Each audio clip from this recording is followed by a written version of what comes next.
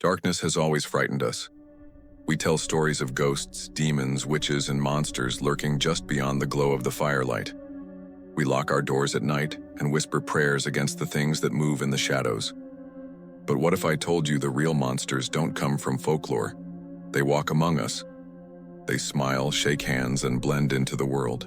This isn't a story about legends. It's about something far more terrifying. Real people, flesh and blood. Humans who committed acts so horrific, they've become myths in their own right. And few embody this truth more than Albert Fish. He was known by many names: the Gray Man, the Brooklyn Vampire, the Boogeyman. An old man who shuffled through the streets of New York in the early 20th century, blending in with the crowd. He looked harmless, almost frail, but inside he was consumed by urges so monstrous they are almost unspeakable. Albert Fish was born in 1870 to a family drowning in madness. His uncle died in an asylum.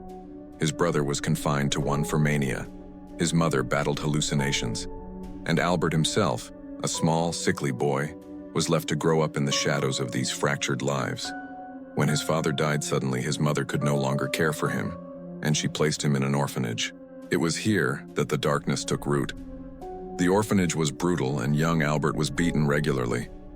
But something strange happened. He began to enjoy the pain, the whippings, the suffering. They awakened something inside him. A seed of sadism and masochism that would grow into something the world was not prepared to face.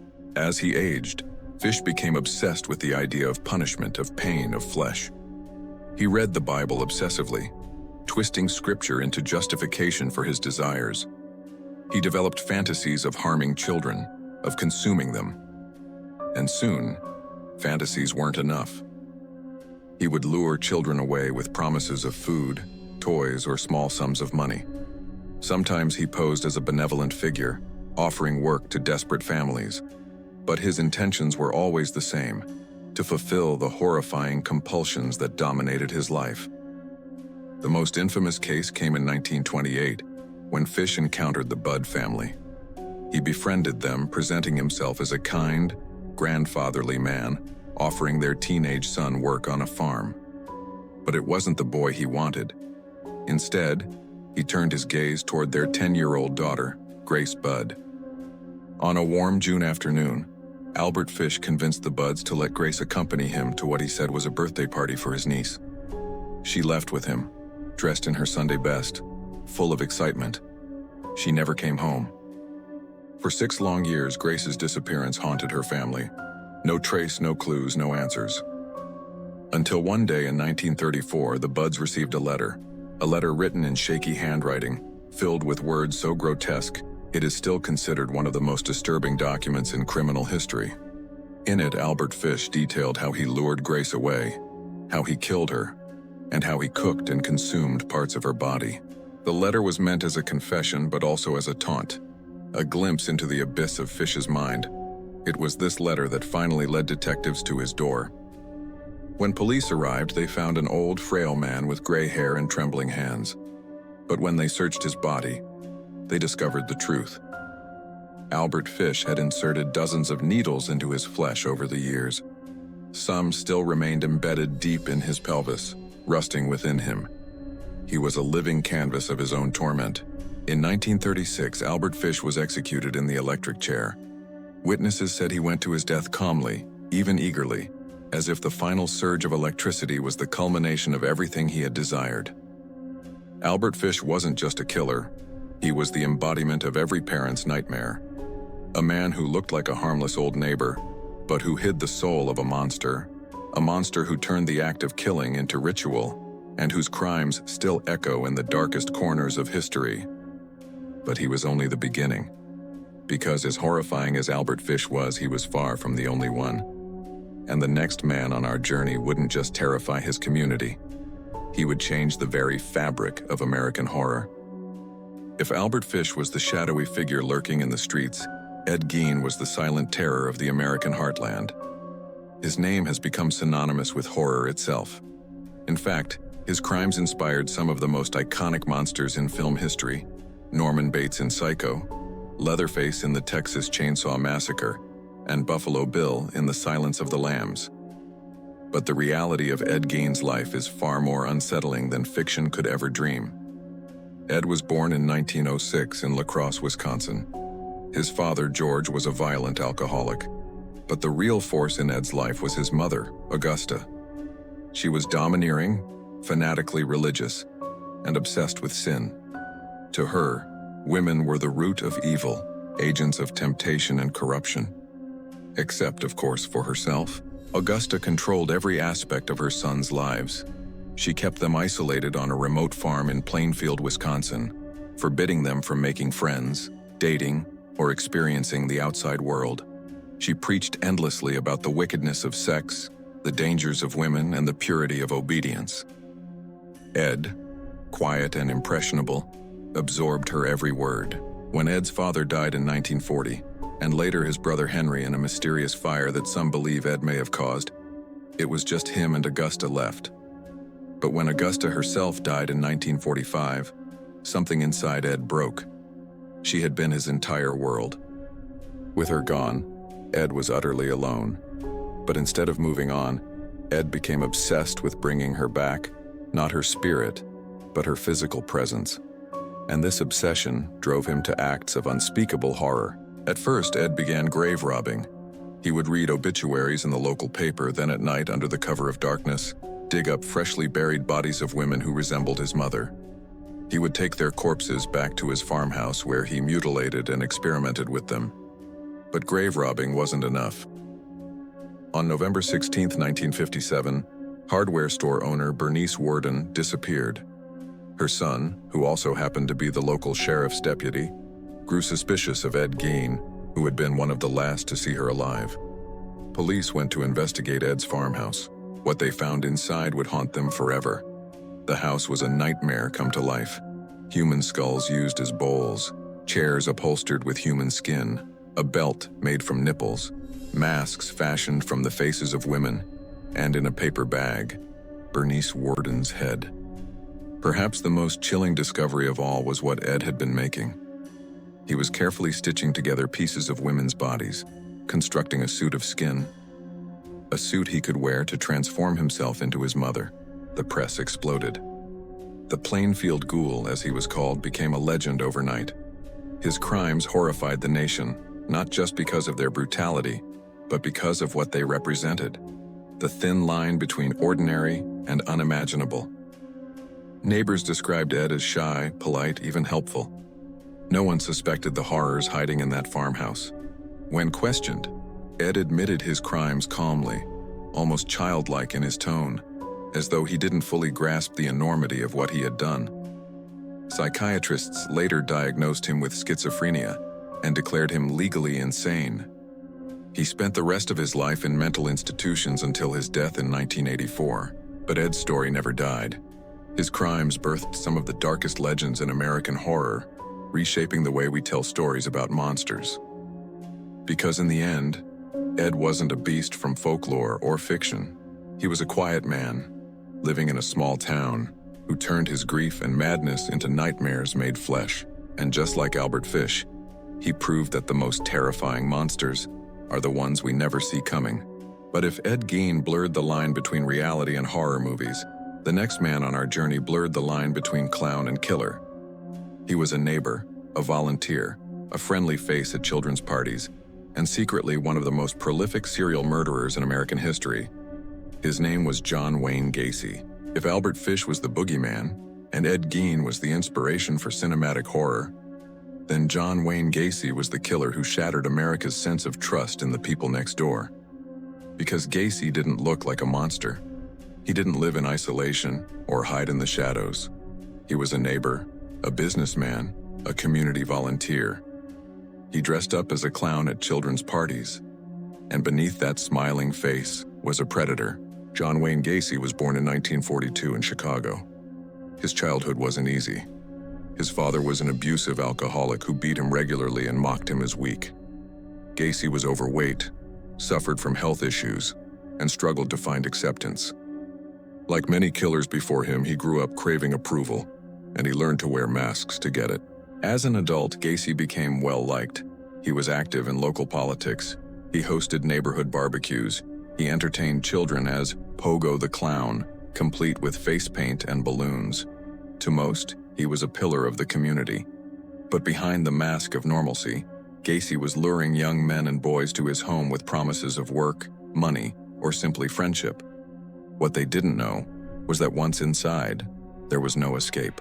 Gacy would handcuff his victims under the guise of performing a magic trick. Then he would assault, torture, and eventually strangle them. Many of the bodies were buried directly beneath his suburban home, crammed into the crawl space like hidden shadows of his crimes. For years, Gacy got away with it. Families reported missing sons, but he charmed investigators, convincing them he had nothing to do with it. It wasn't until December 1978, when 15-year-old Robert Peast disappeared after telling friends he was going to see Gacy about a job, that police finally began to dig deeper. Detectives placed Gacy under surveillance, and what they saw disturbed them. This was no harmless clown. He was erratic, sweating, chain-smoking, and driving aimlessly in the middle of the night. The closer police got, the more his mask began to crack. Eventually, they obtained a search warrant. What they found was the beginning of a nightmare: personal items belonging to missing boys. And then, when they examined the crawl space, the full horror came to light. The stench of decay hit them first.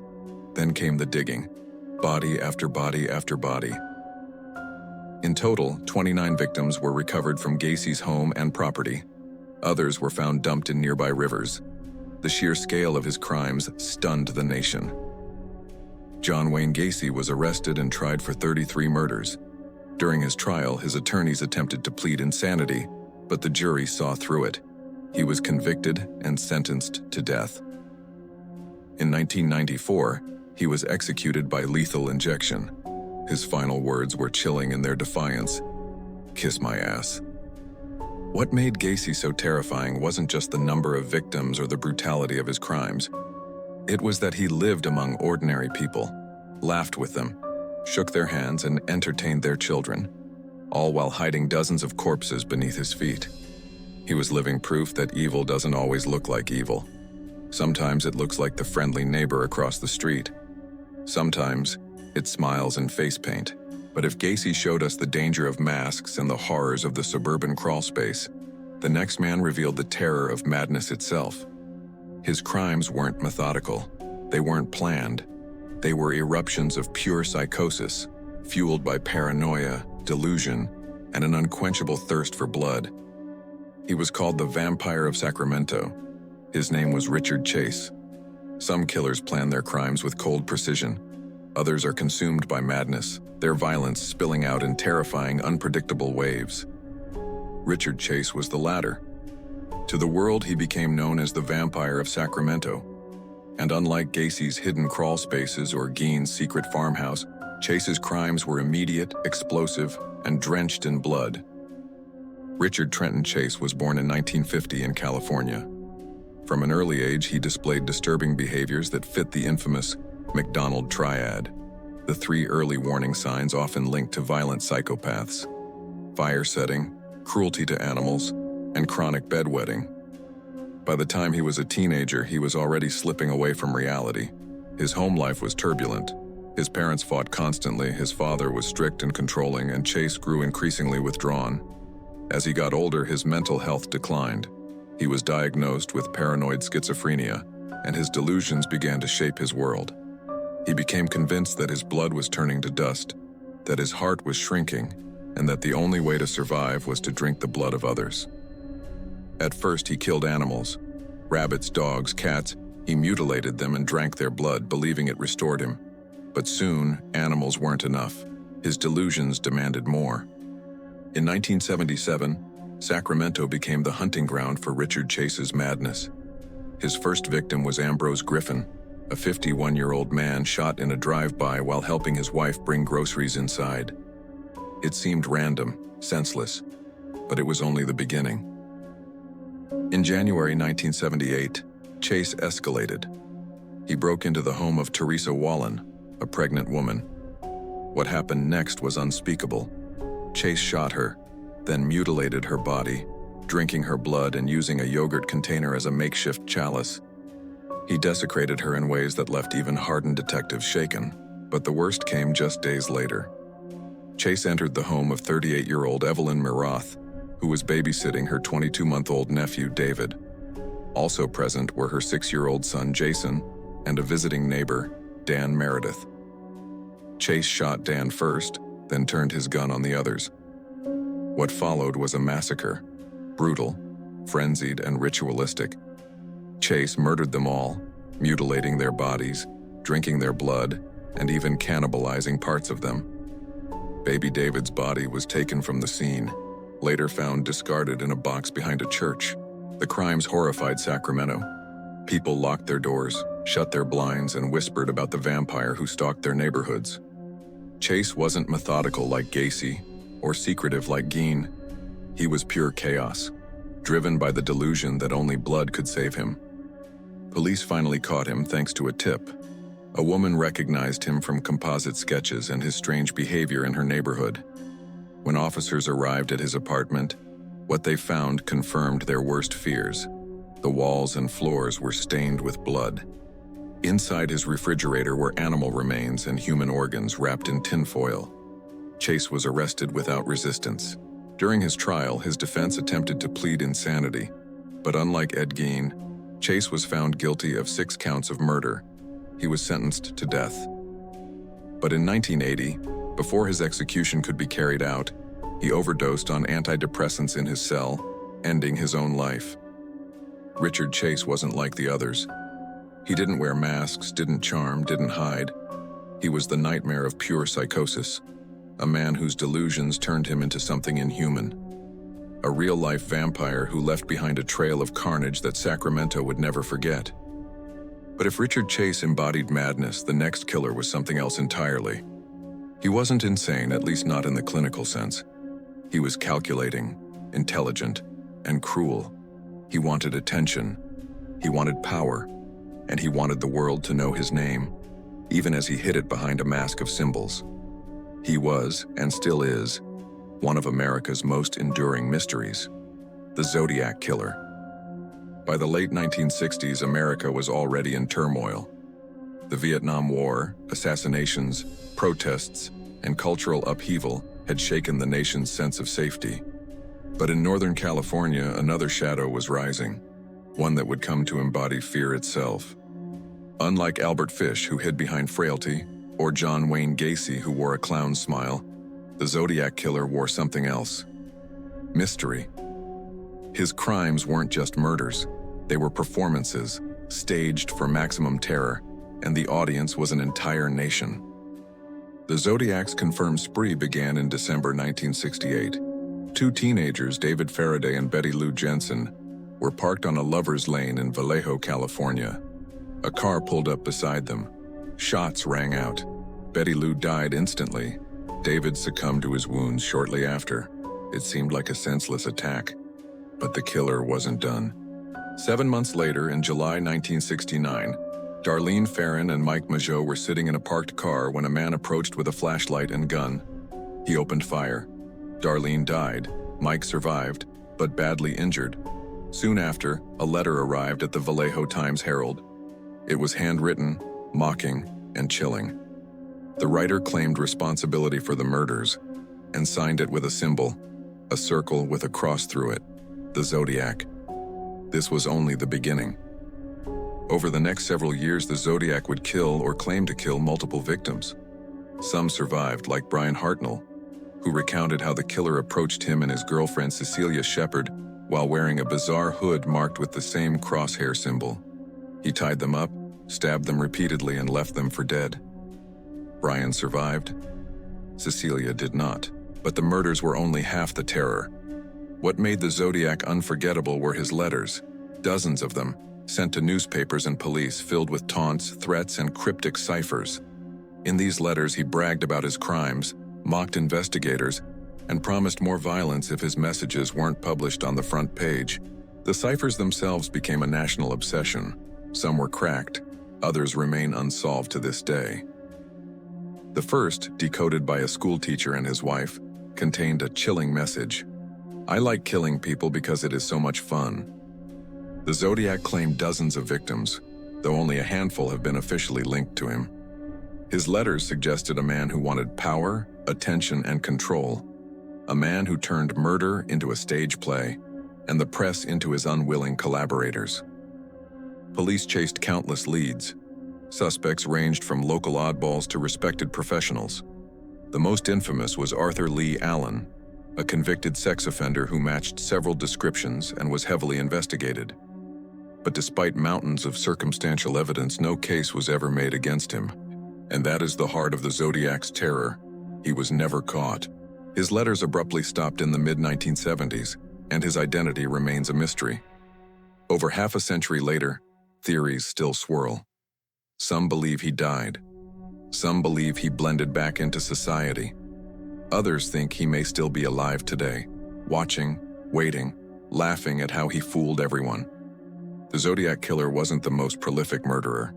He didn't have the body count of Gacy or the grotesque rituals of Gein. But his genius was fear. He weaponized mystery. He turned the entire Bay Area into his hunting ground, leaving people terrified to go on dates, to drive at night, to trust that the stranger passing by wasn't a predator in disguise. He proved something chilling. Sometimes it isn't the crime itself that lingers the longest, it's the silence that follows, the unanswered questions, the mask that never drops. Because the Zodiac Killer is still out there, if not in body, then in legend. His shadow stretches across every unsolved mystery, every cipher, every true crime story whispered late at night. He is the faceless ghost of America's darkest fears. With the Zodiac, we close this journey through 5 of history's darkest figures: Albert Fish, Ed Gein, John Wayne Gacy, Richard Chase, and the Zodiac Killer. On the surface, they're different. Fish hid his hunger behind frailty. Gein buried horrors under the quiet of a farmhouse. Gacy wore a painted smile while bodies filled his crawl space. Chase surrendered to madness, his crimes pure chaos. And the Zodiac? He never needed to be caught. He knew fear was enough. But look closer, and you see the same thread tying them all together: a hunger for control. For Fish, it was control over innocence. For Gein, over life and death itself. For Gacy, over trust. For Chase, over his own disintegrating mind. For the Zodiac, over the public's fear. And yet, perhaps the most terrifying truth is this: monsters like them don't wear masks in everyday life. They mow lawns. They go to church. They shake hands at parades. They smile for photographs. That's why their stories linger. Not only because of the brutality, but because they remind us that evil rarely announces itself. It waits. It blends in. It walks beside us on the street. Every generation has its shadows. Every town has its whispers. And every locked door is locked for a reason. The question is, are you sure yours is?